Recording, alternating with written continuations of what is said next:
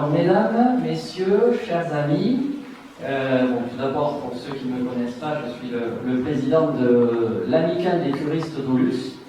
Voilà, et c'est avec un grand plaisir que j'ouvre cette conférence débat sur le thermalisme à Aulus-les-Bains. Je suis très heureux de voir que vous êtes nombreux à avoir répondu à notre appel. Et pour une petite association comme notre amicale, que j'ai l'honneur de présider, ce n'était pas si simple de faire venir des conférenciers au planning aussi chargé que ceux que je vais vous présenter. L'idée de cette conférence, nous la devons à notre vice-président, Ernest Froideval. Il connaissait bien nos deux intervenants d'aujourd'hui et nous a convaincus de l'intérêt de les inviter à Aulus. Notre amicale étant une petite association d'un peu moins de 100 membres, dispersée sur tout le territoire national, la préparation de cette conférence n'était pas si aisée. En fait, rien n'aurait pu se faire sans l'aide de nos partenaires, et en particulier la communauté de communes pour son soutien, la mairie d'Aulus pour le prêt de cette salle et l'aide financière qu'elle procure régulièrement à l'amicale, l'équipe des thermes d'Aulus pour sa contribution importante, je dirais même décisive, et dans la durée. Mais aussi plusieurs habitants d'Aulus, ainsi que l'Office du tourisme. Je ne me risque pas à faire une liste exhaustive par crainte d'oublier quelqu'un de tous ceux qui ont contribué à la préparation de cet événement dans cette commune qui n'est pas forcément la plus facile d'accès que l'on connaisse. Qu'ils en soient tous ceux qui ont participé, chaleureusement remerciés ici, et bien sûr nos deux conférenciers également. Nous avons invité aujourd'hui des responsables politiques locaux, car l'avenir du thermalisme thérapeutique en France est intimement lié à sa prise en charge dans les dépenses de santé et donc à des décisions politiques.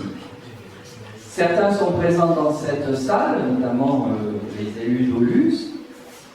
D'autres se sont excusés, étant pris ailleurs, comme M. Henri Néroux, président du conseil départemental, le sous-préfet de Saint-Giron, Mme Massat et M. Faure, député de l'Ariège, ainsi que l'adjointe au maire de Salis-du-Salat, qui est aussi responsable des thermes de cette commune. Voilà. D'autres n'ont pas pu venir, mais ne nous l'ont pas signalé. Cette conférence va se dérouler en deux temps. Claude Eugène Bouvier, qui est à mes côtés, est délégué général du CNET, le Conseil national des établissements thermaux. Nos thermes d'Aulus font d'ailleurs partie du CNET. Alors, je préfère suivre mon papier, parce que sinon, j'en oublierai.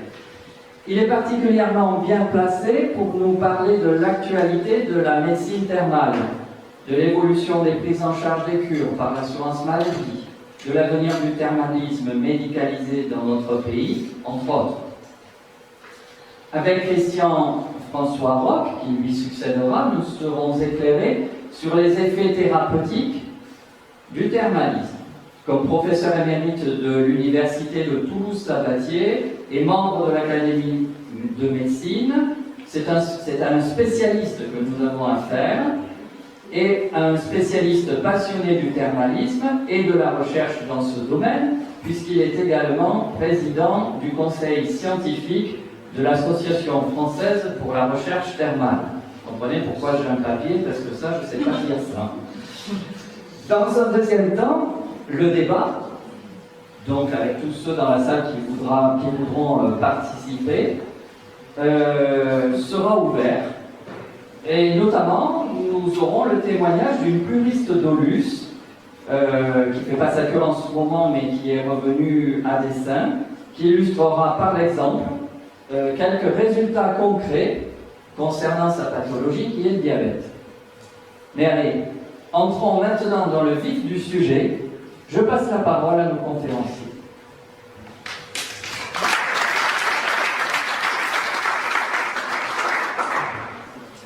Merci. Vous m'entendez? Oui. 1, 2, 3. Merci, Monsieur le Président, de votre propos introductif. Monsieur le maire Dolus, Monsieur le maire Gassier, président de la communauté de communes, président du conseil d'exploitation des termes, Monsieur le directeur d'ATERM, Mesdames et Messieurs les élus, Mesdames et Messieurs les membres de l'association et amis du thermalisme. Je dois vous dire que nous ne sommes pas fait violence quand nous avons décidé de venir à Aulus, bien que le trajet effectivement soit un peu chaotique. Moi j'ai répondu volontiers à cette invitation, je dirais par amitié, pour Ernest Fragval, que je salue ici, et dont je voudrais saluer le travail qu'il a effectué depuis quelques années, ce travail est peut-être méconnu de vous, mais il a été important pour l'ensemble de la communauté des curistes, puisque c'est lui qui est à l'origine de la mise en place des accords de tiers payants avec les mutuelles.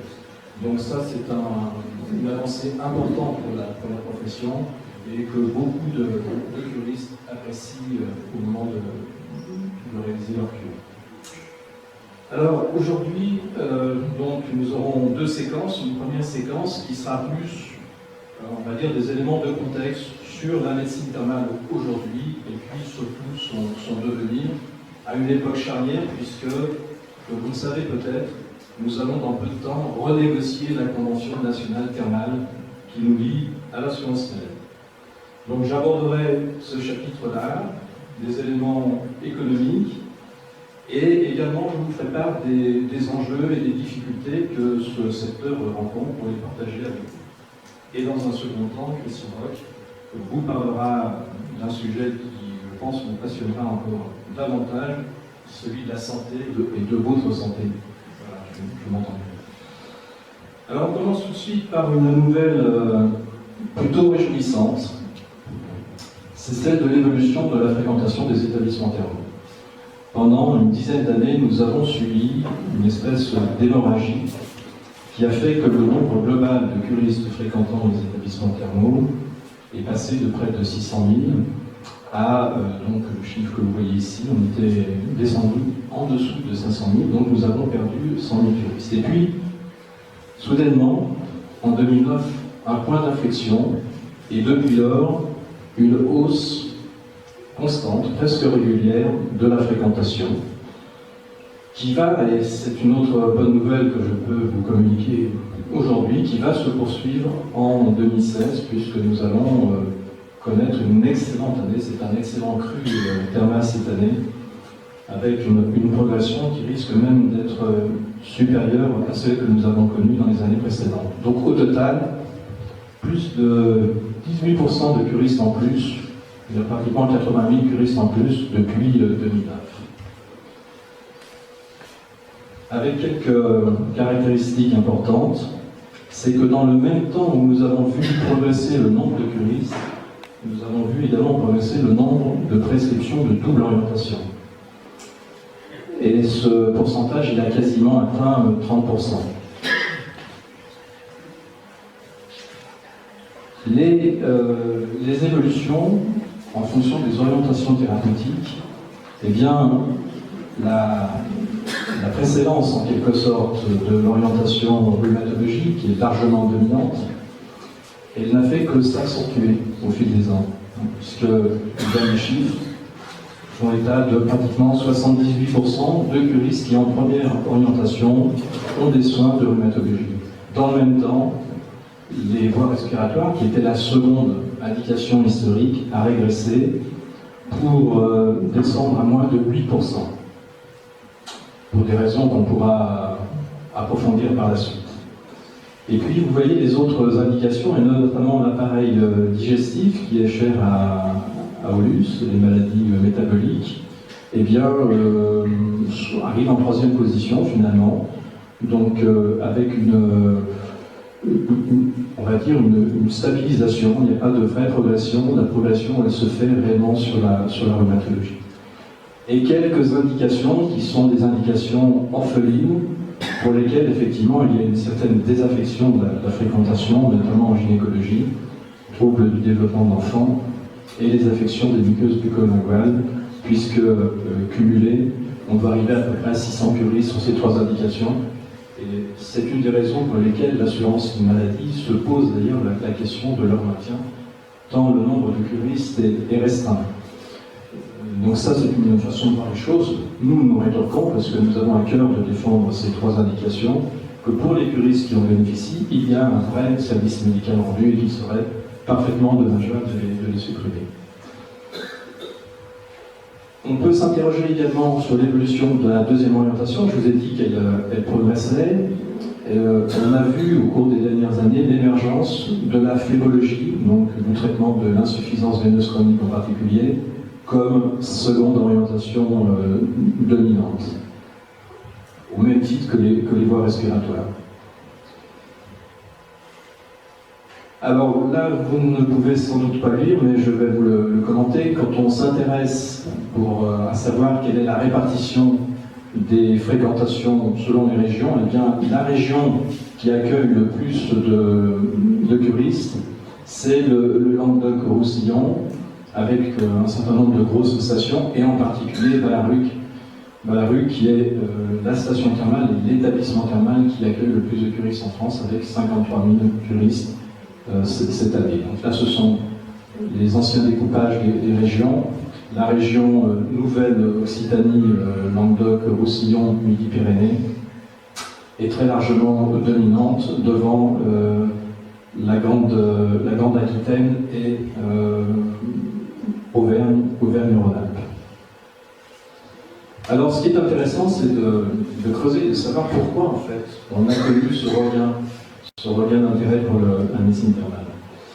Eh bien, je pense qu'on peut tenter une explication en serriant deux types de facteurs, des facteurs qui sont exogènes et qui sont quasiment indépendants du secteur d'activité.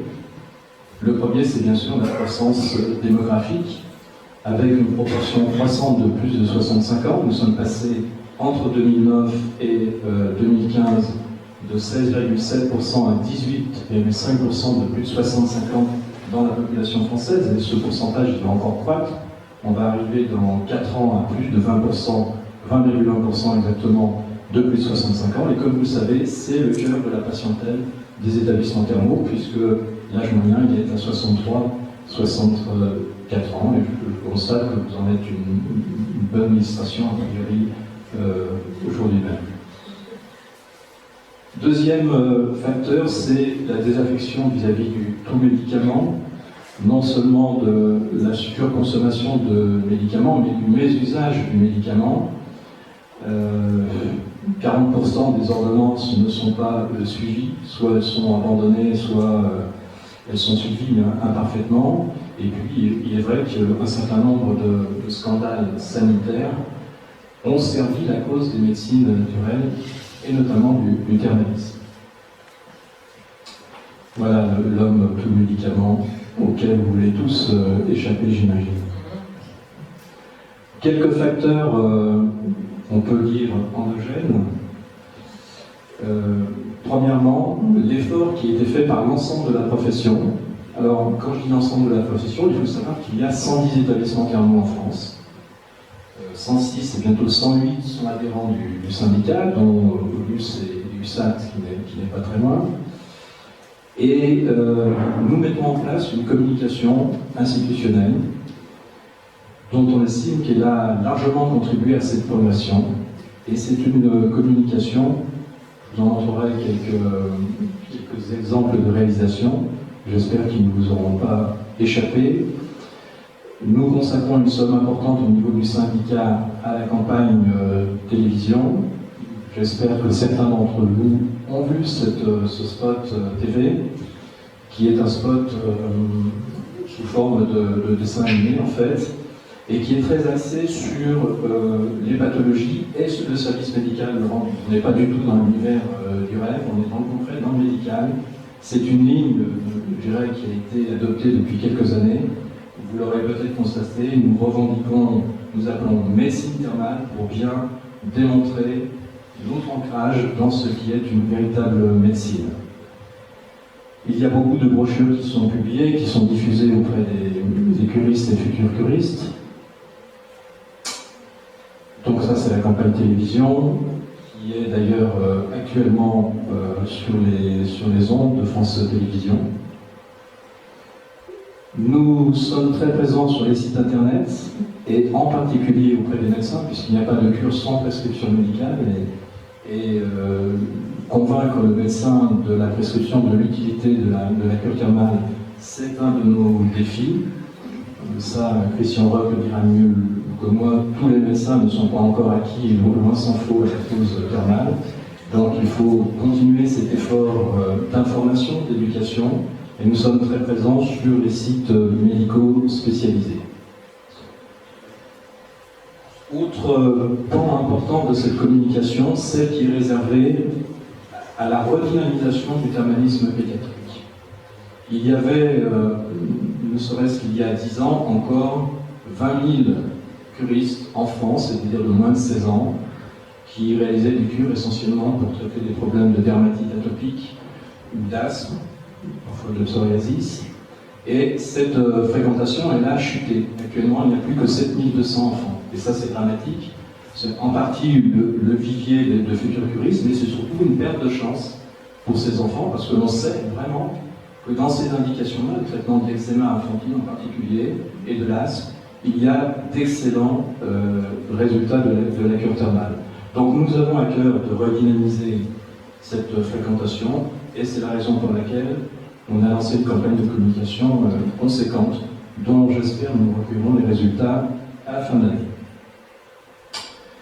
On est, je l'évoquais rapidement, présent auprès des médecins, non seulement auprès des sites, mais également dans tous les événements médicaux d'importance. Et je tiens à souligner ici que nous avons retrouvé, on l'a même trouvé, puisqu'en fait nous n'y étions pas, nous sommes présents depuis 5 ans maintenant aux entretiens de Bichat, qui sont vraiment les grands entretiens de la médecine générale en France, qui sont des entretiens prestigieux, et on nous a fait le plaisir et l'honneur de nous accueillir quand même dans cette enceinte, ce qui prouve que la médecine thermale est en train de redorer son blason et sa crédibilité, y compris au plus haut niveau. Nous sommes présents également au Congrès de la médecine générale, et on anime de nombreux colloques et congrès, notamment un récemment consacré à la chronicité qui a eu lieu à l'Assemblée nationale. Voilà, on est donc très actifs, parce qu'on sait très bien que sans l'accord, sans la conviction du médecin prescripteur, il n'y a pas de cure thermale possible. Sur l'effort médical, je ne fais qu'effleurer le sujet puisque Christian Roch va le développer, mais il faut que vous sachiez que la profession y a consacré une somme très importante pour démontrer le service médical rendu. Voilà. Alors ça, je fais cet effet, là, je le refais volontairement, puisqu'il est spectaculaire. Cette autre enceinte prestigieuse qu'est l'Académie de médecine nous a également fait l'honneur de nous accueillir en présence du secrétaire perpétuel pour une session consacrée entièrement à la médecine thermale. Donc nous ne sommes plus des parias, on a notre place, on est presque dans la cour des grands, et en tout cas on est à l'Académie de médecine, et maintenant on y est même doublement, puisque Christian Roch est, comme vous le rappeliez, académicien. L'une des autres raisons qui explique ce regain d'intérêt, c'est les efforts qui ont été consentis par la profession, et notamment dans la professionnalisation de la formation des personnels. J'espère que ici à Modus vous le constatez, j'en suis même convaincu. Nous avons introduit un certificat de qualification professionnelle qui permet aux agents thermaux de gagner en compétences dans l'exercice de leur métier. Et à la date d'aujourd'hui, il y a pratiquement 1000 candidats et pratiquement 800 diplômés, et avec une montée en charge très régulière. Notre objectif, c'est que 90% du personnel soignant dans les 3 ans qui viennent soient certifiés et soient titulaires de ce certificat de qualification professionnelle. Pour nous, c'est important pour vous, juristes, tout simplement, parce que c'est vous qui en bénéficiez au quotidien, et c'est important également en termes d'affichage vis-à-vis des pouvoirs publics, de montrer que nous avons des personnels qui sont des personnels parfaitement qualifiés. Cet effort, il se poursuit au niveau des établissements d'une façon générale par la démarche de certification, la démarche qualité engagée par les établissements thermaux. 30 aujourd'hui sont des établissements certifiés au travers d'un référentiel qui est reconnu par le ministère de la Santé. Donc voilà quelques éléments de contexte pour vous dire que tout va bien finalement dans ce métier et il faut en profiter puisque cette séquence elle sera peut-être éphémère, mais il est vrai qu'aujourd'hui on a beaucoup d'indicateurs qui sont clairs. La menace du remboursement s'est éloignée, je ne veux pas dire qu'elle ne soit plus présente et nous sommes très très vigilants, on en reparlera tout à l'heure. Mais c'est vrai que pour l'instant, nous sommes relativement épargnés, grâce notamment aux études qui ont été réalisées, cette fréquentation qui est en hausse, et puis cet intérêt général pour cette médecine naturelle, non iatrogénique, dénuée d'effets désirables secondaires, qui fait que je crois que le thermalisme est encore promis à de belles années. Alors, la question maintenant qu'on peut se poser, qu'on va se poser entre nous, c'est à qui profite la progression de la fréquentation thermale. En premier lieu, à vous, juristes, puisque vous êtes de plus en plus nombreux à accéder à une thérapeutique efficace, et Christian Roch le démontrera abondamment.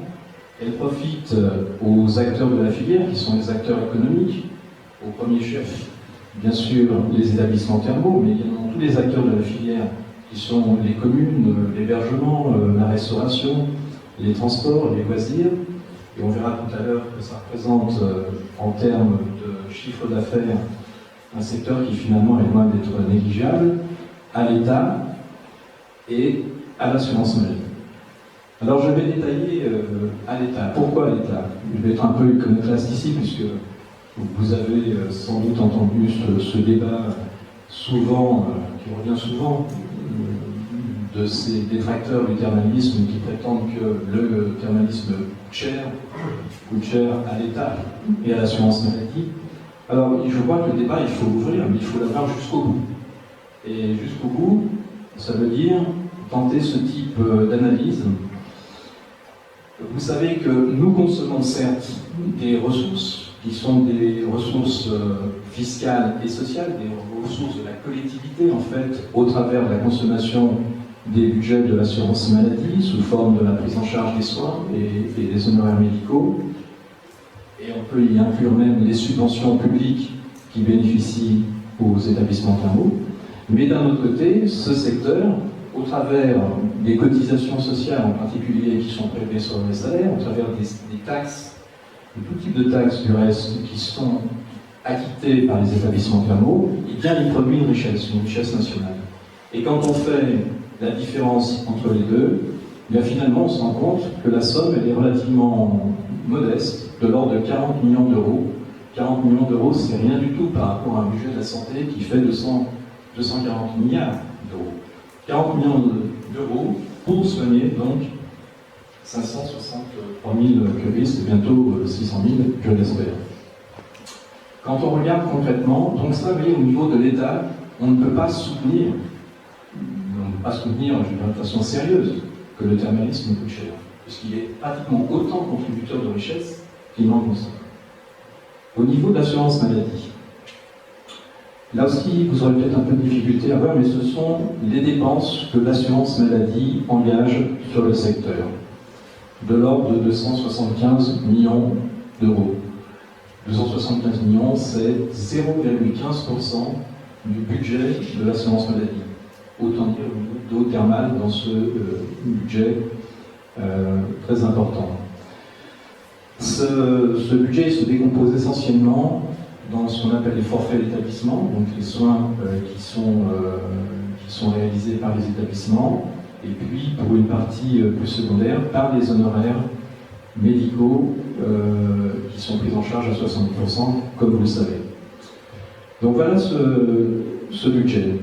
Donc, on peut se dire, mais est-ce qu'il est bien utilisé? Parce que 275 millions, c'est à la fois peu, mais ça pourrait être beaucoup trop si cette médecine n'était pas efficace. Et c'est ça le débat, en fait. Alors, sur ce sujet-là, comme je dis, on a beaucoup quand même de détracteurs. Et quand on regarde cette revue de référence incontournable qui est Nous deux, certains sont peut-être des lecteurs de Nous deux, voilà, Nous deux se pose la question, est-ce que la cure thermale est efficace?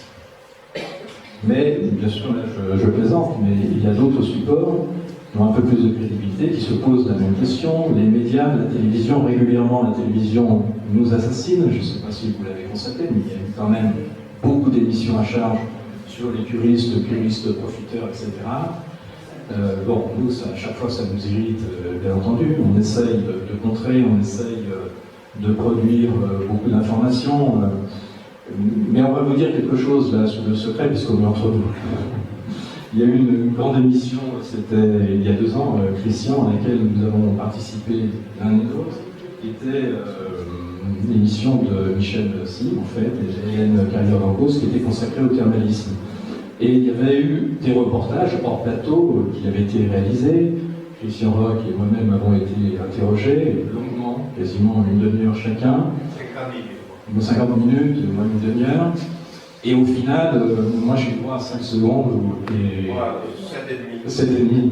Voilà. Donc on a été, il faut le dire, censurés. Pourquoi censurés? C'est parce que nos propos n'allaient pas dans le sens de la démonstration que les médias voulaient réaliser. Voilà, donc il faut le savoir. Là, c'est une autre émission, je ne sais plus laquelle, enfin l'émission de Sophie Davant. Voilà, on avait ce journaliste qui a dit également des choses abjectes sur la cure thermale. Alors, le débat il s'est déplacé, puisque il y a quelques années, on se disait, est-ce que les cures sont efficaces? Est-ce que c'est bon, la coupe de faire un papin, voilà. Et puis, compte tenu des études qui ont été réalisées, que Christian Roch va détailler dans quelques minutes, on me ferait moins de prise, finalement, à ces détracteurs, et ils ont déplacé le débat en concédant éventuellement que les cures pouvaient être efficaces sur le terrain économique, en se disant, mais ils sont peut-être médicalement efficaces, mais est-ce que réellement, au point de vue de l'emploi des fonds de la collectivité, est-ce que ces cures sont intéressantes par rapport à d'autres thérapeutiques? Et c'est donc le nouveau débat dans lequel nous sommes engagés. Alors, là aussi, on essaie de se défendre, et nous, on est prêt à croiser le fer sur ce terrain-là. Et je vais terminer cette séquence introductive sur une partie un peu plus économique. Je prie de m'excuser par avance des chiffres que je vais vous asséner, parce qu'on a un certain nombre, mais bon, vous garderez l'essentiel. J'espère que vous avez bu un peu de café avant de venir. Voilà. Donc, je vais faire référence à des études qui ont été menées, mais uniquement en les analysant sous le côté économique et en se posant la question à chaque fois, est-ce que la cure thermale, finalement, contribue à la réduction des dépenses de santé dans les 3 mois ou 6 mois qui suivent le traitement? Il y a 2 types d'études qui ont été menées au fil des ans, des études qui étaient consacrées à des maladies en particulier, et puis il y a des études qui sont issues des bases administratives de l'assurance maladie en particulier, qui sont des études d'envergure. Commençons par la première, qui est une étude sur la cure Parkinson. Monsieur Sanfilippo n'est peut-être pas encore arrivé, mais il est là, Emmanuel, bonjour. Voilà, bon, ben, voilà, c'est une étude qui a été réalisée sur les curistes du SAT et qui était très intéressante puisqu'elle a démontré l'intérêt médical, à savoir qu'il y avait un certain nombre de symptômes qui ont été améliorés chez le parkinsonien, mais en même temps, le professeur Montastruc et son équipe avaient déployé une étude économique et avaient regardé, dans une période de 20 semaines après la cure, quelle était l'évolution des coûts médicaux du curiste. Et il a constaté effectivement qu'il y avait une différence, à savoir une moindre consommation médicale globale, sachant que ces 1328 € que vous voyez en bas à droite incluent également le coût de la cure. Donc il y avait vraiment un intérêt économique à la réalisation de la cure pour les parkinsoniens.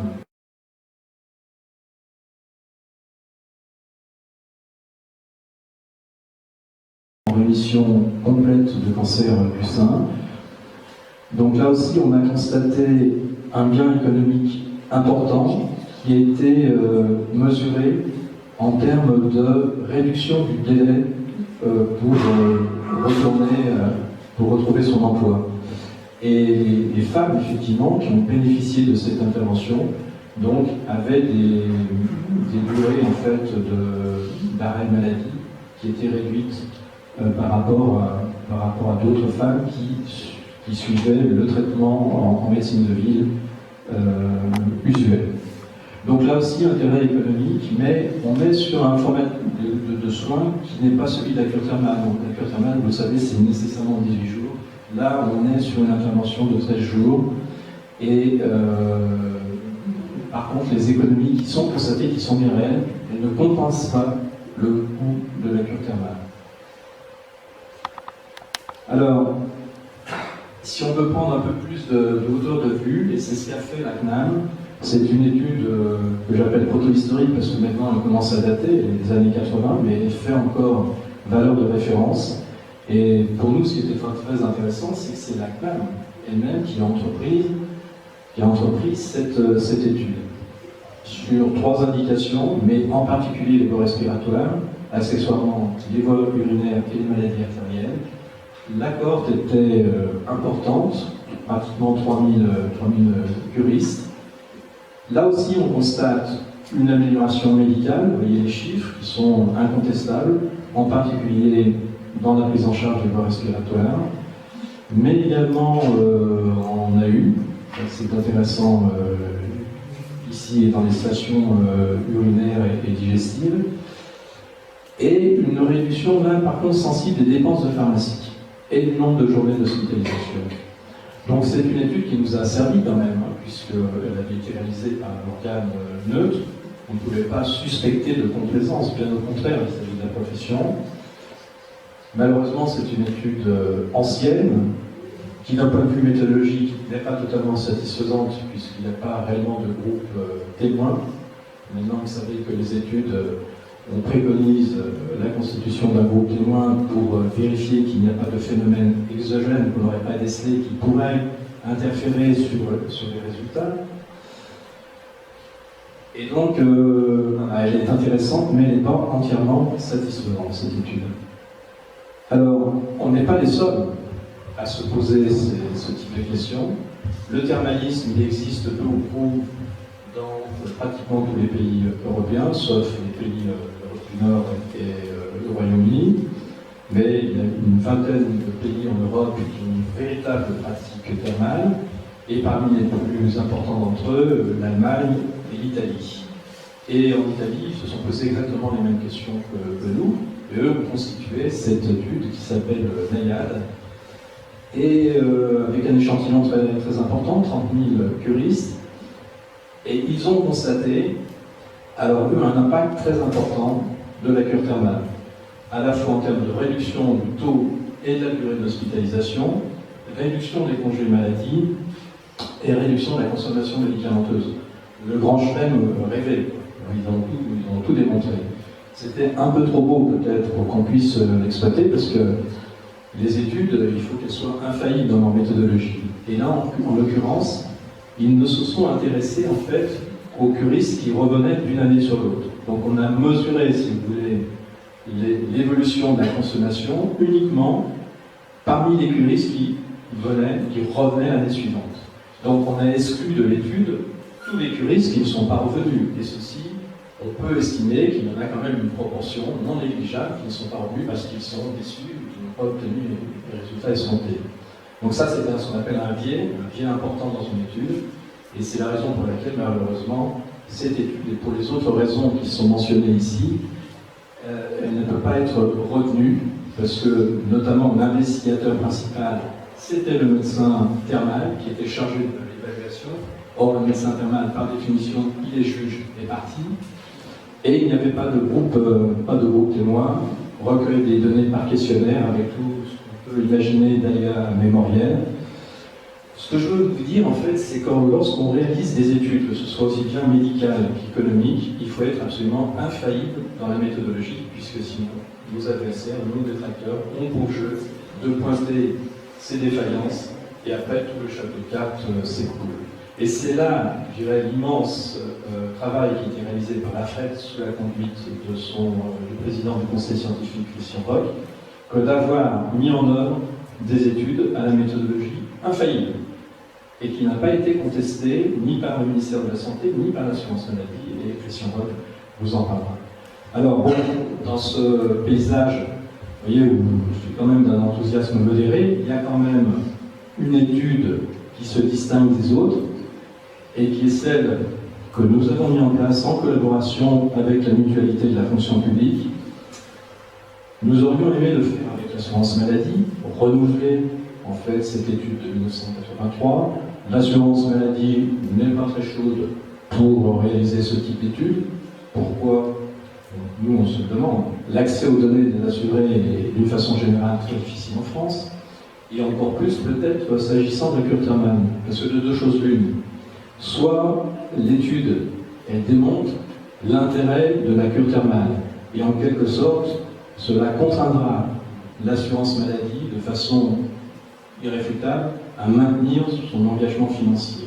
Et il risque d'être un peu pieds et poings liés par rapport à des résultats. Soit l'étude démontre au contraire qu'il n'y a pas d'intérêt économique à la cure thermale, et à ce moment-là, l'assurance maladie devra reconnaître qu'elle a soutenu pendant de nombreuses années une thérapeutique qui économiquement n'était pas intéressante.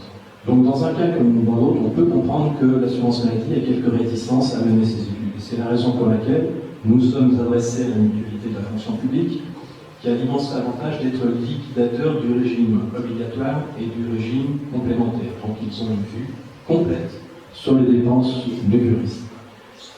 L'étude qui a été menée, là aussi, elle est d'envergure, un peu plus de 10 000 curistes, et on s'est intéressé effectivement à leur consommation de cure de 2006 à 2012. S'agissant uniquement de primo-curistes et de curistes âgés de plus de 50 ans. Alors qu'est-ce que l'on trouve ici? Eh bien, on trouve qu'il y a... Pardon, je vais un peu vite. On trouve que dans le trimestre, et encore plus dans le semestre qui suit la cure, il y a une légère réduction des dépenses, alors beaucoup moins importante qu'on pouvait l'espérer. Vous voyez que pour ceux qui n'arrivent pas à lire, c'est de l'ordre de 1,6% sur le semestre. Mais on peut, je vais positiver cette étude en se focalisant sur un certain nombre de curistes, et en particulier ceux qui avaient des soins par ailleurs, soit de kinésithérapie, soit des soins en rhumatologie, où là on constate des réductions plus importantes. Je vais y revenir. Globalement, ce graphique, en fait, il montre l'effet de la cure, donc l'évolution des dépenses de soins avant et après la cure.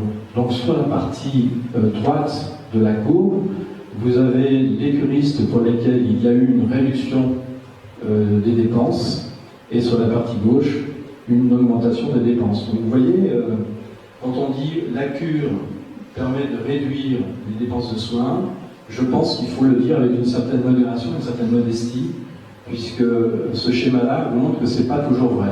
Mais ça peut être vrai pour un certain nombre de populations de curistes, et c'est ça qui est intéressant pour nous. Globalement, la courbe, si on faisait ce qu'on appelle l'intégrale, c'est-à-dire si vous calculez la surface de la courbe, on voit quand même qu'il y a sur la droite un peu plus d'effectifs que sur la gauche, donc c'est pour ça que globalement, il y a une réduction. Cette réduction elle est d'autant plus importante chez les femmes. Voilà, mesdames, et ça c'est plutôt réjouissant aussi, puisque 3 curistes sur 4 sont des femmes, pour une raison que je n'explique pas, on pourra peut-être y revenir et ouvrir le débat, mais la réduction de consommation de soins chez les femmes est plus importante que chez les hommes. Comme je le disais, il y a un certain nombre de populations pour lesquelles, d'un point de vue strictement économique, la cure thermale est pratiquement pertinente, et notamment les patients rhumatologiques sur lesquels on se rend compte que la réduction des dépenses de taille est un peu supérieure à la moyenne. C'est en particulier le cas des dépenses afférentes à la kinésithérapie et aux consultations chez le rhumatologue. Globalement, on a une réduction qui est d'ordre de 185 € sur le semestre.